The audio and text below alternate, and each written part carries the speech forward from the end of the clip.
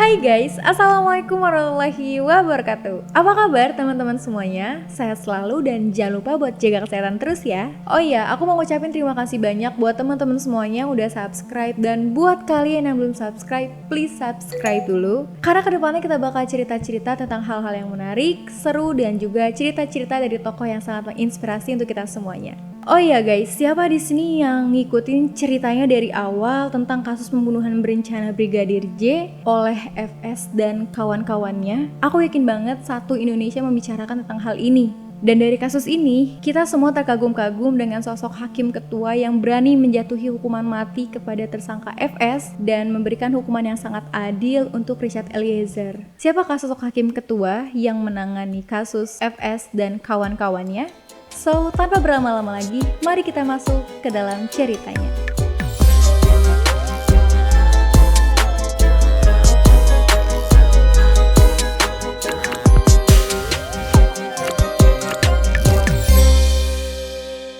Bapak Wahyu Imam Santoso lahir pada tanggal 17 Februari 1976. Saat ini beliau menjabat sebagai seorang wakil ketua di Pengadilan Negeri Jakarta Selatan. Nah, sebelum beliau menjadi wakil ketua di Pengadilan Negeri Jakarta Selatan, beliau pernah menjabat sebagai ketua di Pengadilan Negeri Denpasar dan pernah juga menjabat seorang ketua dari Pengadilan Negeri Kediri kelas 1B dan pernah menjadi ketua dari Pengadilan Negeri kelas 1A Batam. Golongan ataupun pangkat yang beliau miliki saat ini adalah pembina muda kelas 5C. Pengalaman beliau dalam memimpin sidang bisa dikatakan cukup banyak. Salah satunya, beliau pernah memimpin sidang pra-peradilan yang diajukan oleh Bupati Mimika, yakni Eltinus Omaleng. Jadi saat itu Bupati Mimika yang bernama Eltinus Omaleng ini adalah seorang tersangka dari kasus korupsi pembangunan gereja yang ada di Mimika. Dan saat ini Bapak Wahyu Imam Santoso namanya kian disoroti oleh masyarakat Indonesia semenjak beliau menjadi hakim yang menangani kasus FS dan kawan-kawannya dalam kasus pembunuhan berencana Brigadir Joshua.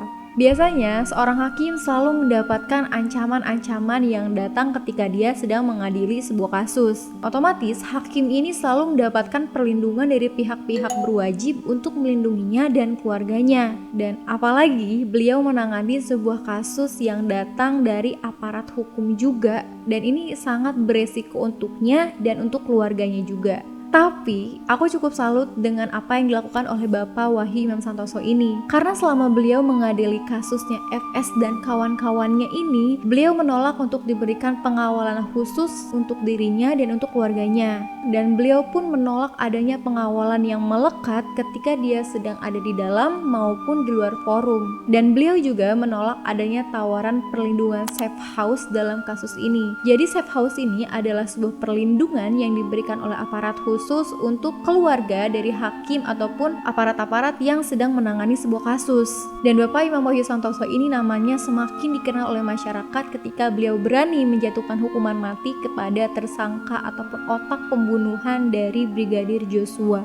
Dan saat ini beliau dikenal sebagai hakim yang sangat adil karena beliau menjatuhi hukuman yang menurut aku ini cukup adil dengan apa yang dilakukan oleh tersangka yang bernama Richard Eliezer yang tadinya divonis selama 12 tahun, namun pada sidang akhir dinyatakan bahwa Richard Eliezer ini mendapatkan hukuman penjara selama 1,6 tahun aja. Dan menurut aku ini adalah hukuman yang cukup adil diberikan oleh seorang hakim kepada seseorang yang udah bersedia membeberkan kejadian, yang sudah bersedia untuk jujur dan bersedia menjadi justice collaboration ataupun bekerja sama dengan pihak berwenang untuk menangani kasus ini. Dan dari semua saksi ataupun tersangka, hanya Richard Eliezer lah yang diterima untuk mendapatkan perlindungan dari LPSK. Dan kalau menurut aku, dari kasus ini, apa yang dilakukan oleh seorang hakim yang bernama Bapak Wahyu Imam Santoso ini merupakan sebuah kemajuan bagi hukum yang ada di Indonesia.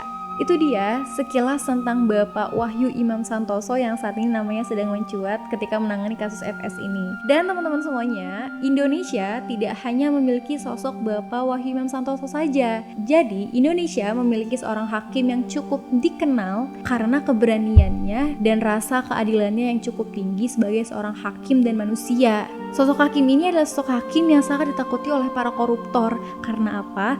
Karena ketika dia menjadi seorang hakim yang mengadili sebuah kasus yang datang dari seorang koruptor, beliau nggak tanggung-tanggung buat ngasih hukuman yang berat kepada para koruptor itu. Makanya kenapa banyak banget para koruptor yang sangat takut ketika kasusnya diadili oleh beliau ini. Dan ya, beliau bernama Artijo Alkostar. Bapak Artijo Alkostar lahir pada tanggal 22 Mei 1948 di Situbondo, Jawa Timur. Beliau merupakan seorang pengacara, seorang penasihat hukum, dan juga merupakan seorang hakim yang ditunjuk langsung oleh Bapak Presiden Gus Dur pada saat itu. Orang tua dari Bapak Artijo Alkostar ini merupakan orang yang memiliki darah Sumenep yang cukup kental. Yang kita kenal kalau misalkan Sumenep Madura itu terkenal dengan orang yang sangat berani, keras, dan memiliki prinsip yang cukup kuat.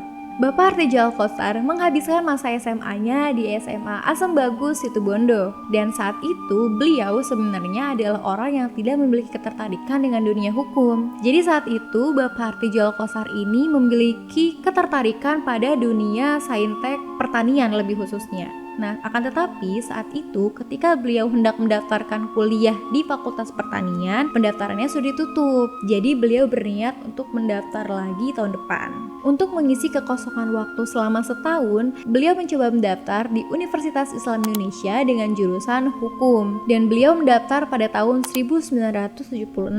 Karena yang tadinya ketertarikannya itu adalah pada dunia saintek khususnya pertanian, akan tetapi nih ketika selama 1 tahun itu dijalani, beliau akhirnya memiliki ketertarikan nih di dunia hukum. Saat itu beliau berpikir bahwa kualitas manusia terletak pada pola pikir ataupun substansi perbuatan yang dia lakukan untuk dirinya, keluarga, dan untuk negaranya. Makanya ketika beliau masuk ke fakultas hukum, beliau merasa bahwa itu adalah menjadi sebuah ketertarikannya, dan dia merasa kalau misalkan dia ada di dunia hukum, dia merasa bisa bermanfaat untuk banyak orang. Dan ketika beliau lulus di Fakultas Hukum Universitas Islam Indonesia, beliau mendaftar kembali untuk melanjutkan pendidikan S2-nya di Universitas Northwestern Chicago, Amerika Serikat. Dan lulus dari sana, beliau mendapatkan gelar LLM. Dan gak hanya itu aja, beliau juga pernah mengikuti pelatihan pengacara khusus hak asasi manusia selama 6 bulan di Universitas Columbia. Bapak Artijo Alkostar memulai karirnya di dunia hukum Indonesia yaitu pada tanggal 1976.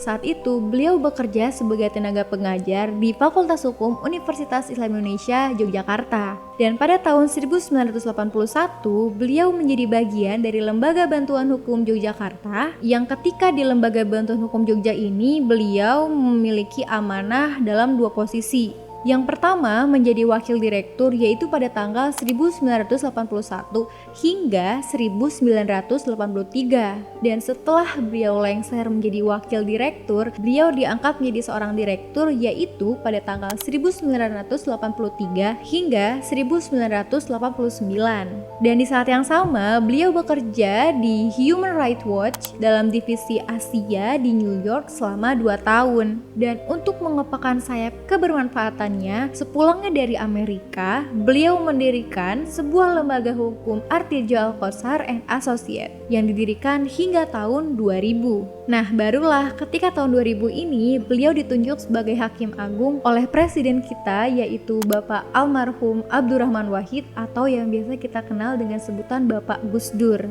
Jadi, sebelum ketika beliau menjabat seorang Hakim Agung, beliau berprofesi sebagai seorang pengacara. Dan selama beliau berprofesi sebagai pengacara, beliau ini sudah menangani kasus-kasus yang cukup beresiko. Beliau pernah menjadi seorang penasehat hukum dari kasus komando jihad. Beliau juga pernah menangani kasus yang cukup beresiko yaitu kasusnya Santa Cruz ataupun kasus yang berada di Timor Timur.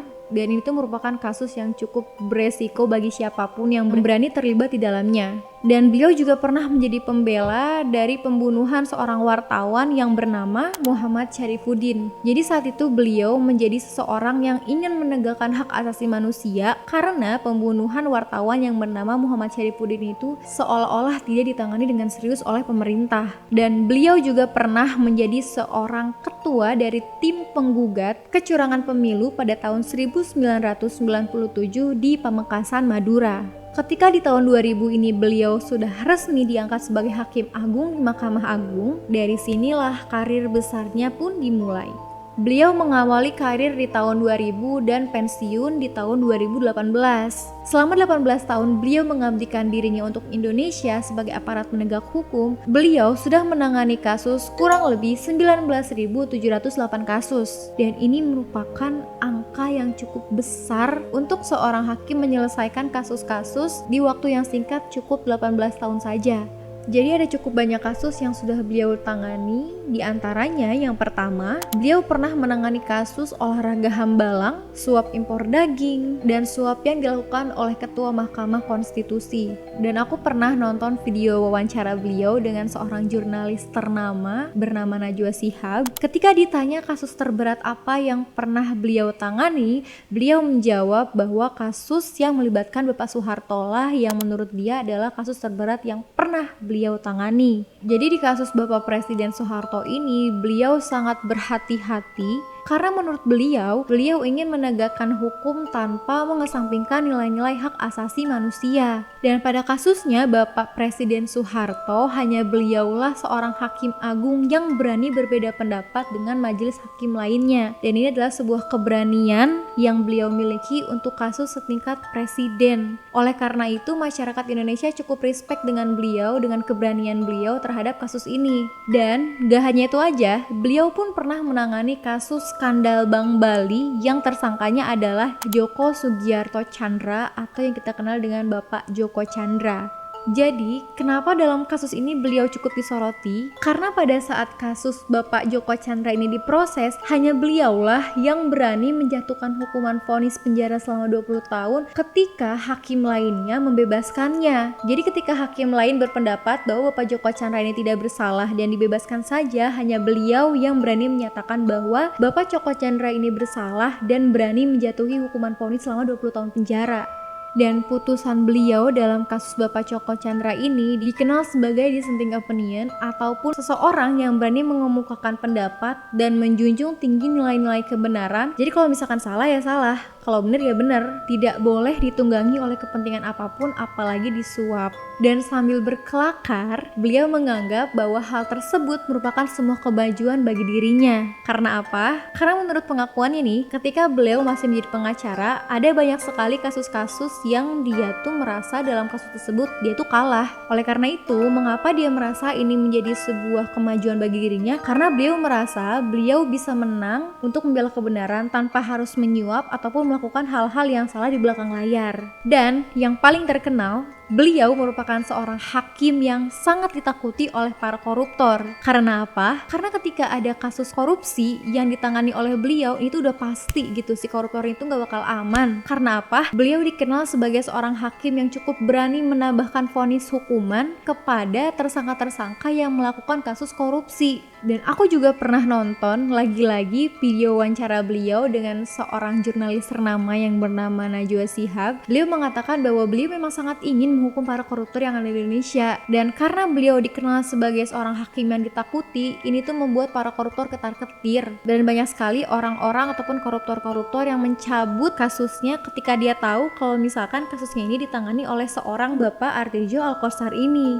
Jadi dalam hal menegakkan hukum yang ada di Indonesia, Bapak Artijo Alkostar ini memang cukup dikenal sebagai seseorang yang sangat adil, jujur, berani membela kebenaran sekalipun itu beresiko untuk dirinya sendiri. Inilah yang menjadi alasan mengapa Bapak Artijo Alkostar ini sangat disanjung-sanjung, dipuji-puji dan mendapatkan respect yang luar biasa oleh masyarakat Indonesia. Kemudian, pada tahun 2021, Bapak Artijo Alkostar meninggal dunia dan alasan beliau meninggal dunia adalah karena penyakit komplikasi yang dideritanya. Dan semenjak saat itu, hukum Indonesia sangat berduka yang cukup mendalam. Karena hukum Indonesia kehilangan seseorang yang sudah berani menegakkan keadilan dan membela kebenaran tanpa rasa takut apapun. Nah, itu dia cerita dari Bapak Altijo Alkotsar ini. Beliau merupakan seorang contoh yang patut diikuti oleh aparat hukum Indonesia saat ini. Karena beliau merupakan seorang aparat hukum yang berani membela kebenaran tanpa rasa takut apapun, dan beliau juga merupakan seorang aparat hukum yang sangat meninggikan rasa keadilan dan menjunjung tinggi nilai dari hak asasi manusia. Dan adanya Bapak Altijo Alkotsar ini merupakan sebuah bukti bahwa Indonesia pernah memiliki seseorang yang sangat menjadikan citra hukum Indonesia itu sangat baik. Gimana menurut kalian guys tentang cerita dari Bapak Altijo Alkotsar ini? Menurut aku beliau merupakan seorang yang sangat inspiratif bagi dunia hukum Indonesia, dan aku berharap semoga kedepannya bakal ada Bapak Altijo Alkotsar yang lain dengan versi yang jauh lebih baik, dan semoga kedepannya hukum Indonesia menjadi lebih baik dan lahir para pionir-pionir hukum yang menjadikan hukum Indonesia menjadi jauh lebih baik juga. Buat kalian yang ingin berdiskusi ataupun ingin mengemukakan pendapatnya, kalian boleh banget komen di bawah ini. Dan kalau misalkan nih ada yang keliru dari aku, ada yang kurang dari apa yang aku bawain tadi, ataupun kalian ingin menambahkan, boleh banget komen di bawah. Gak lupa juga dan gak bosan aku ngingetin ke kalian semua, buat kalian belum subscribe, please subscribe dulu biar aku lebih semangat bikin kontennya dan lebih semangat buat cerita-cerita sama teman-teman semuanya. Terima kasih sudah datang ke videoku. See you next video. Wassalamualaikum warahmatullahi wabarakatuh.